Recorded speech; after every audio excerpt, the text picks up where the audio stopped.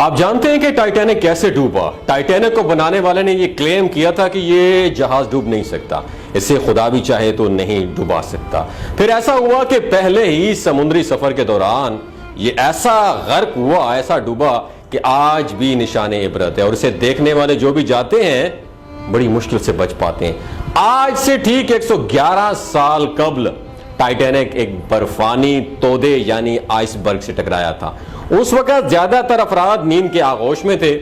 حادثے کے وقت جہاز 41 کلومیٹر فی گھنٹہ کی رفتار سے انگلینڈ سے نیو یارک جا رہا تھا، اور صرف 3 گھنٹے میں 14 اور 15 اپریل کی درمیانی رات کو 1912 میں ٹائٹینک بحر اوقیانوس میں ڈوب کر غرق ہو گیا۔ وہ جہاز جس کے بارے میں کہا گیا تھا کہ یہ ڈوب ہی نہیں سکتا، نہ صرف چند ہی گھنٹوں میں سمندر میں غرق ہو گیا بلکہ 1500 کے قریب افراد بھی جان سے ہاتھ دھو بیٹھے۔ دوستو 111 سال بعد بھی اسے سب سے بڑا سمندری حادثہ سمجھا جاتا ہے۔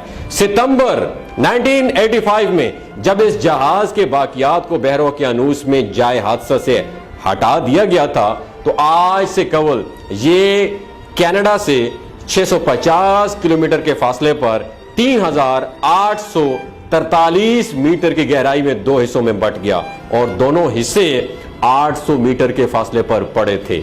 111 سال گزرنے کے بعد بھی اس حادثے کے بارے میں معمے موجود ہیں۔ ماہرین کی اس بارے میں رائے کیا ہے آپ کو بتائیں گے اس ویڈیو میں، اور جڑے رہیے ہماری اس ویڈیو کے آخر تک۔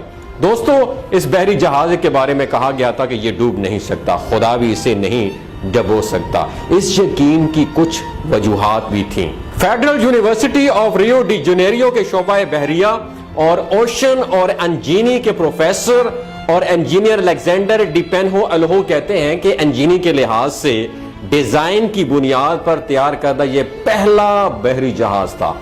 کئی واٹر ٹائٹ کمپارٹمنٹس اس میں بنائے گئے تھے، یعنی اگر جہاز کا ایک کمرہ پانی سے بھر بھی جائے تو پانی دوسرے کمرے کو غرق نہیں کر سکتے۔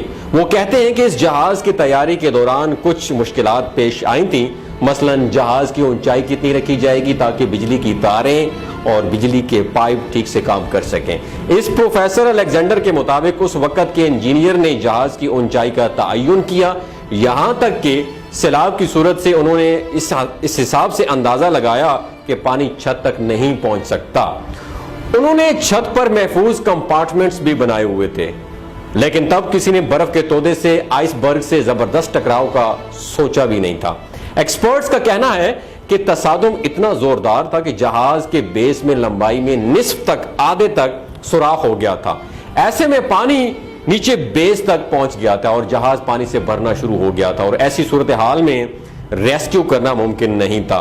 آپ جہاز میں موجود تمام پمپس چالو کر سکتے ہیں، تمام طریقے استعمال کر سکتے ہیں، آپ سب کچھ ایکسپیریمنٹ کر سکتے ہیں، لیکن جس رفتار سے پانی اندر آ رہا ہوتا ہے اس رفتار سے اسے باہر نہیں نکال سکتے۔ لیکن زوردار تصادم کے بعد جہاز کے سٹرکچر میں تبدیلی آئی اور دروازے بند نہیں ہوتے تھے، وہ پھنس گئے تھے۔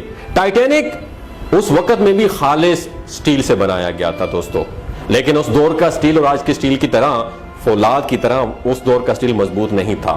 بڑے حادثوں کے بعد اس کی وجوہات میں انسانی غلطیاں ہمیشہ پائی جاتی ہیں۔ ایکسپرٹس کے مطابق آئس برگ سے بڑے خطرناک خطوں سے گزرنے کے مشکلات کے باوجود اس پر تیزی سے سفر طے کرنے کا شدید دباؤ تھا۔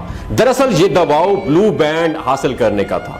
1829 میں شروع ہونے والا یہ اعزاز بحر اوقیانوس کو تیزی سے عبور کرنے والے تیز ترین جہاز کو دیا جاتا تھا۔ ٹائٹینک کو، اس اعزاز کو سب سے مضبوط دعوے دار سمجھا جاتا تھا دوستو۔ اس وقت دنیا کی بڑی کمپنیوں کے درمیان جہاز بنانے کا مقابلہ ہوتا تھا۔ اس وقت انگلینڈ اور جرمنی کے درمیان مقابلہ تھا کہ سب سے بڑے اور تیز ترین جہاز کون بنائے گا۔ سب سے بڑے اور تیز ترین جہاز کو بلو بینڈ مل جانا تھا۔ اس کارنامے کو حاصل کرنے کے لیے کسی بھی جہاز کے لیے پہلا سفر سب سے اہم سمجھا جاتا تھا۔ پہلے سفر کے دوران جہاز کی حالت سب سے بہتر ہوتی ہے۔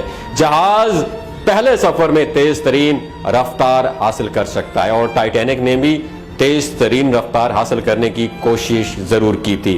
بچ جانے والے لوگوں نے بتایا کہ جہاز کے کپتان کو ارد گرد کے علاقوں اور برف کے تودوں کی اطلاع دی گئی تھی، لیکن اس نے رفتار کم نہیں کی کیونکہ وہ تیزی سے بحروں کے انوس کو عبور کر کے بلو بینڈ حاصل کرنا چاہتا تھا، لیکن یہی تیز رفتاری غرور و تکبر اور خدا کو چیلنج جہاز کو ڈبونے کا سبب بنے۔ اس حادثے میں 1500 کے قریب افراد ہلاک ہوئے۔ اس کے بعد سمندری جہازوں کی حفاظتی نظام کی بہتری کے لیے کوششیں کی گئیں۔ اس حادثے کے بعد سمندری جہازوں کے لیے ریڈار جیسے آلات کی تیاری شروع کی گئی۔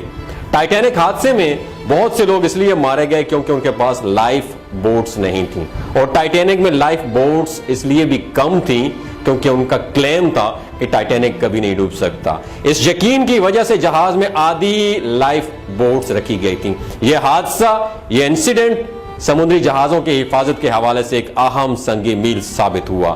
جہازوں میں ایک فریم ورک بنایا گیا اور تعمیر کے دوران حفاظتی پیرامیٹرز کا خاص خیال رکھا گیا اور اس کی بہتری کے لیے مسلسل کام کیا گیا۔ آج کے جہازوں میں ریڈار لگائے گئے ہیں جو برفانی پہاڑ اور تودوں کا پہلے پتہ لگا لیتے ہیں اور حادثات سے بچا جا سکتا ہے۔ دوستو، یہ تو تھی وہ کہانی جس کے بارے میں ایکسپرٹس کہتے تھے کہ ٹائٹینک کو خدا بھی چاہے تو اس کو نہیں ڈبو سکتا۔ آخر کیا ہوا؟ آپ دنیا کو فتح کر سکتے ہیں لیکن قدرت کے کاموں میں آپ ہاتھ نہیں ڈال سکتے۔